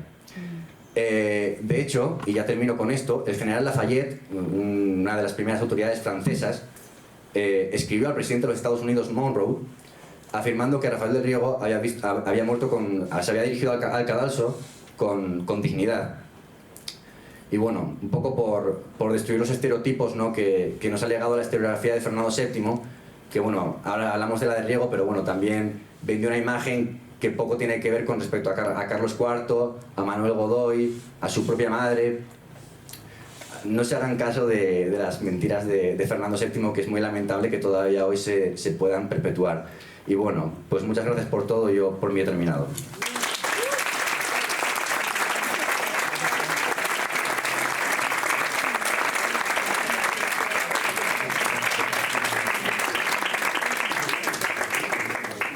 Bueno, como el orden de los factores no altera el producto y antes se me pasó presentar el currículum o mini currículum resumido, como queramos llamar, de Manuel, pues lo voy a leer ahora. O sea, es doctor por la Universidad Autónoma de Madrid, con una tesis publicada con el título José María de Torrijos y Uriarte, más allá del cuadro de Gisbert, en 2021. Está especializado en las revoluciones liberales del primer tercio del siglo XIX y ha publicado en diversas publicaciones académicas: Historia Autónoma, Cuaderno de Ilustración y Romanticismo, Historia y Política de ayer. Ha colaborado con medios de divulgación como Nortes, Cuaderno, Descubrir la Historia, el programa de Radio Universidad Utopía y la iniciativa del Ayuntamiento de Tineo Recordando a Riego. Formó parte del grupo de investigación Histopía y de su proyecto Espacios Emocionales, los lugares de la utopía en la historia contemporánea. Ha colaborado con el Instituto Feijóo de Estudios del siglo XVIII en el archivo virtual Jovellanos. Actualmente forma parte del cuerpo de ayudantes de bibliotecas de la Administración General del Estado. Bien, y yo le he querido pedir a mi querida Rosa, antes de que ella entre en palestra, digamos, pues que me permita un minuto nada más. Y ese minuto pues es muy sencillo, es por el Ateneo. Yo, como expresidente de esta casa, me siento obligado a meter una pequeña cuña, porque en 1820 se fundó el Ateneo, justo en el trienio, hasta 1823. En 1820, 94 liberales, según dicen los documentos que tenemos en esta casa, liberales fundaron el Ateneo en la institución comercial madrileña, que está allí en la calle del Codo, enfrente del antiguo ayuntamiento. Allí se reunieron porque no tenían sede. Su primera sede fue en la calle Atocha, creo que es el número 23, donde cuando yo era presidente y celebrando el bicentenario en 2020, pusimos una placa. Conseguimos que el ayuntamiento pusiese una placa allí después de casi un año y medio de gestión. Pero sobre todo lo que yo quiero incidir es que en 1823 el Ateneo fue clausurado, apresaron a la mayoría de los ateneístas y muchos se fueron a Londres y fundaron el Ateneo Español en Londres. Allí estuvieron los 10 años de la dictadura del rey Felón, pero lo que hicieron fue ilustrarse, investigar. Estuvieron en contacto con la mayoría de los científicos del Reino Unido y viajaron a Alemania. A Francia no, en Francia no podían estar porque precisamente, como se ha hablado aquí antes, estaban los franceses, se habían integrado aquí en la dictadura, pero sí que viajaron por Alemania y por Francia muchísimo y recopilaron muchísimos libros, revistas, textos científicos. Eso fue muy importante para la segunda mitad del siglo XIX aquí en España, porque cuando volvieron, ya 10 años después, en el 33, se estableció el Ateneo, se refundó, por decirlo así, el Ateneo en la calle Montera. Construyeron una biblioteca que luego se pasó, todos sus fondos se trajo aquí en 1865, en la excelente biblioteca que tenemos, que me imagino que todos la conocéis, y resultó ser, se convirtió en una universidad científica aquí en España. Venían de todas las ciudades de España a investigar, los investigadores, a ver todo ese fondo documental científico que habían traído, digamos, los exiliados, porque no existían en ninguna universidad de España ese tipo de fondos. Habían traído las primeras ediciones de Faraday, por ejemplo, y revistas ilustradas, revistas científicas, revistas culturales, lo trajeron todo, trajeron, digamos, un pozo cultural importantísimo que fue, digamos, una base para que muchísimos ciudadanos madrileños y de otras ciudades vinieran aquí a investigar y estudiar. Y eso fue una gran aportación que hizo el Ateneo en aquellos 10 años que estuvo de exilio en Londres, en el nuevo Ateneo, digamos, español en Londres, pero sobre todo todos esos liberales cuando volvieron, pues volvieron a hacer el Ateneo liberal por lo que fue creado y figura en sus estatutos. Y nada, y con esto acabo.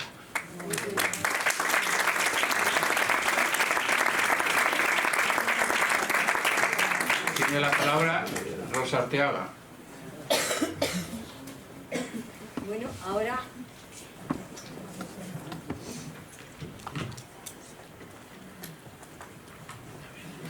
este mismo.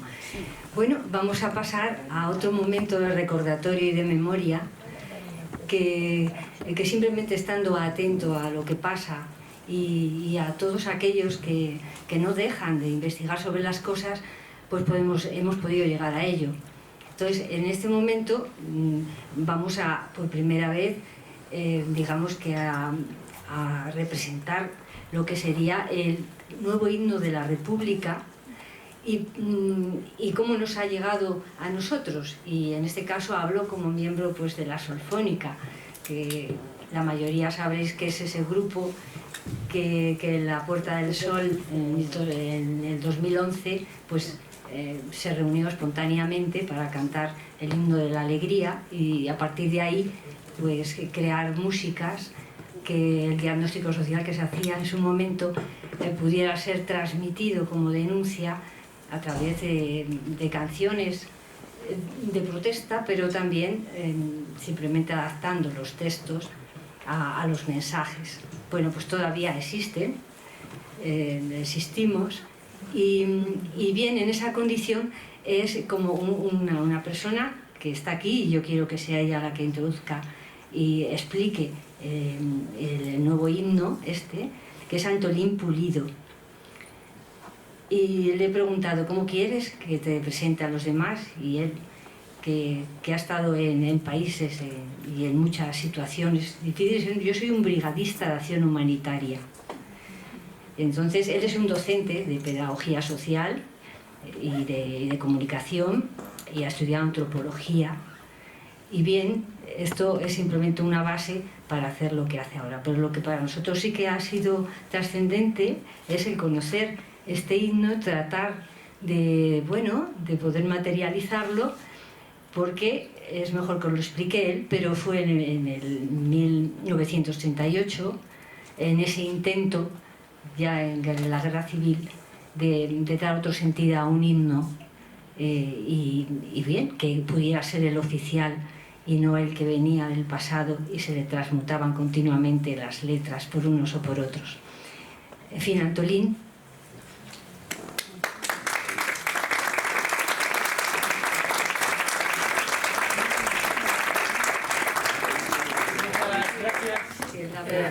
Creo que se me oye, va a ser rápido.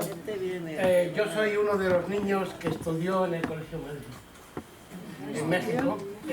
Mis padres nos tuvimos que ir al exilio en los años 60 y yo estudié en ese colegio. Y en ese colegio un profesor nos dijo que había un himno nuevo que quiso Azaña poner en España. Y nos decía que era la letra de Miguel Hernández, basada en ella. Lo que no sabía era dónde estaba la partitura. Yo regreso a España, me encuentro con que hay un rey.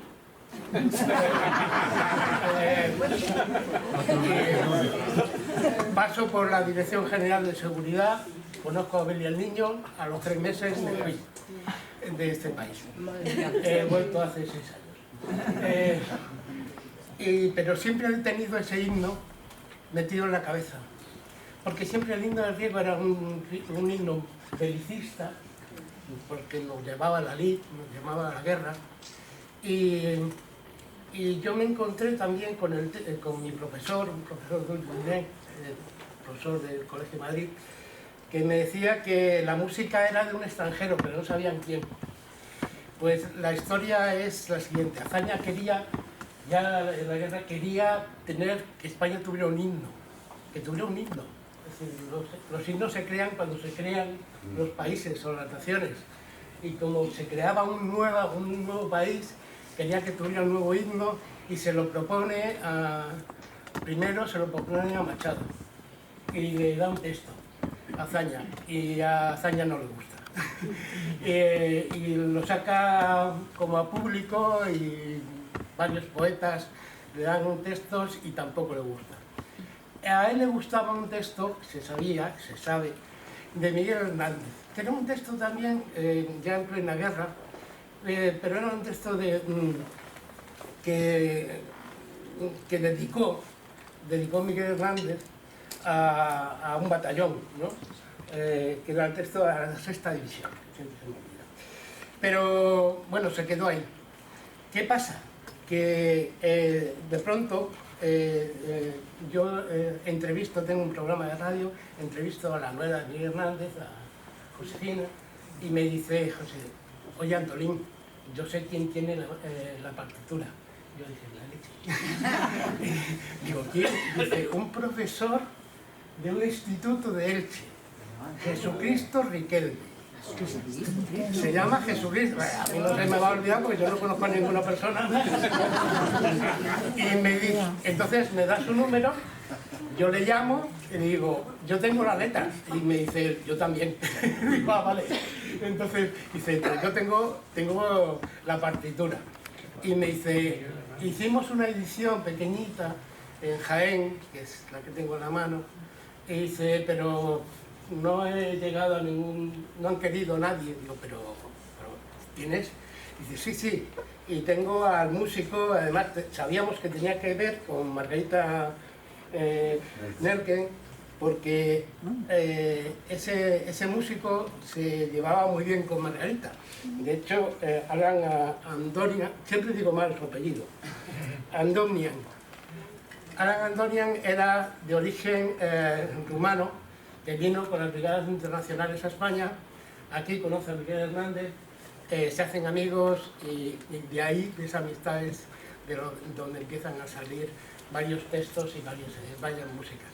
Él se va, después de la guerra, se va a Estados Unidos. Estados Unidos triunfa el fascismo desde el tiempo y se tiene que ir a México.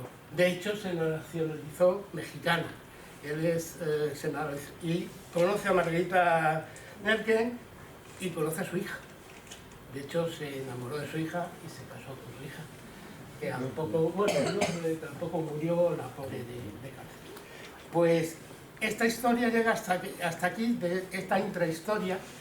Ellos hacen la música Margarita Merken, con él adaptan el poema de Miguel Hernández y se lo mandan al gobierno de la República en el exilio que estaba entonces en México.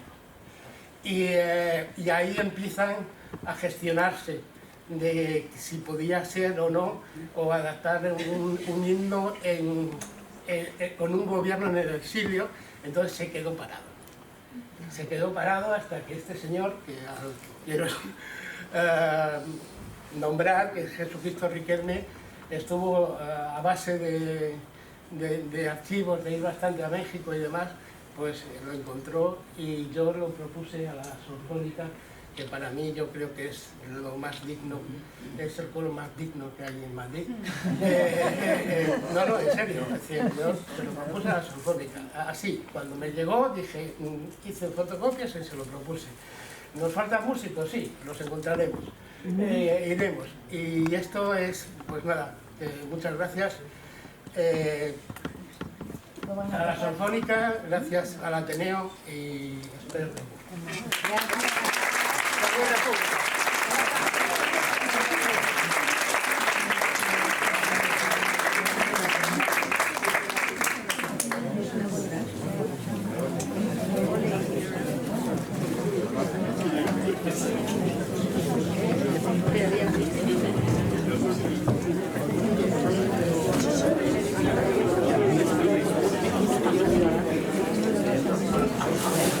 Bueno, mientras se van posicionando la Sinfónica, quiero deciros que este acto lo ha organizado la Red Intercívico Republicana, que ha alquilado esta sala. Somos ateneístas, pero que se está haciendo en el Ateneo por medio de esta Asociación Cultural Republicana.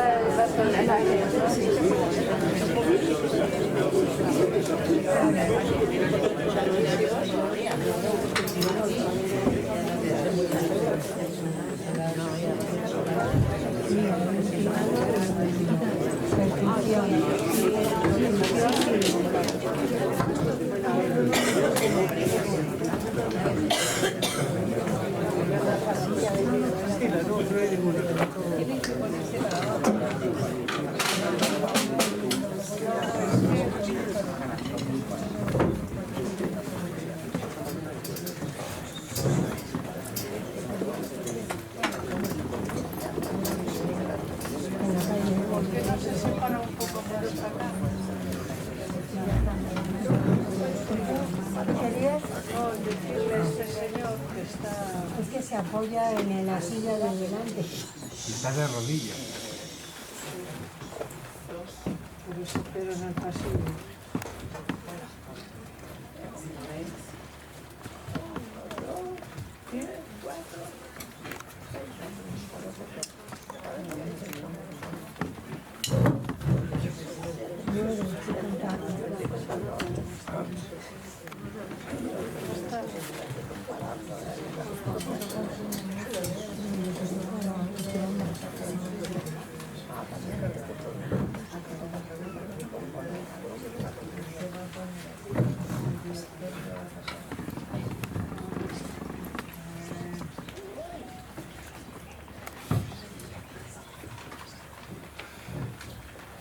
¿Qué me decías antes?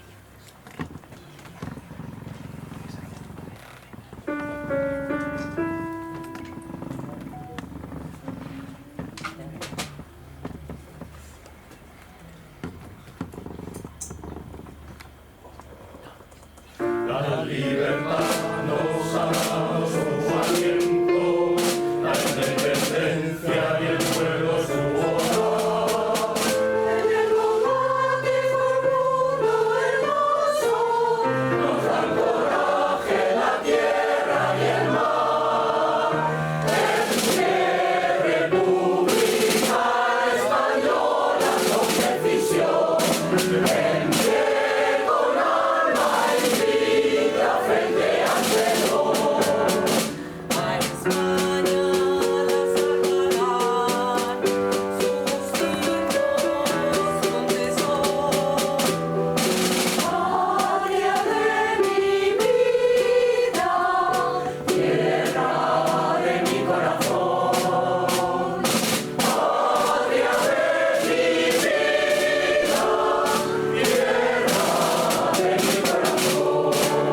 Al otro lado del fuego y el odio, el porvenir nos requiere de amor. En el futuro seremos hermanos, con la victoria en los brazos en flor. En pie, República Española con decisión. En pie, con alma y vida frente al Señor.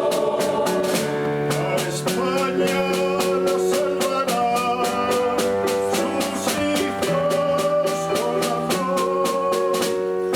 Patria de mi vida, tierra de mi corazón. Patria de mi vida, tierra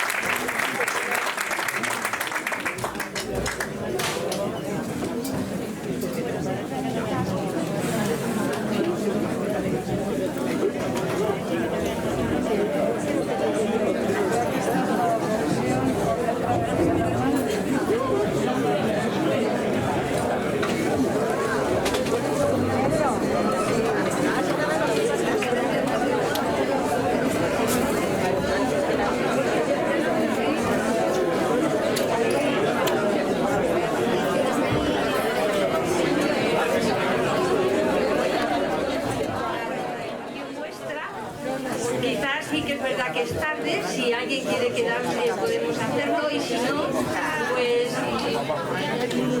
tendríamos que cerrarlo, y os diremos que el que quiera tener conocimiento de las cosas que organizamos nos puede dejar el correo electrónico, y bueno, el debate habría sido también bastante interesante. En todo caso,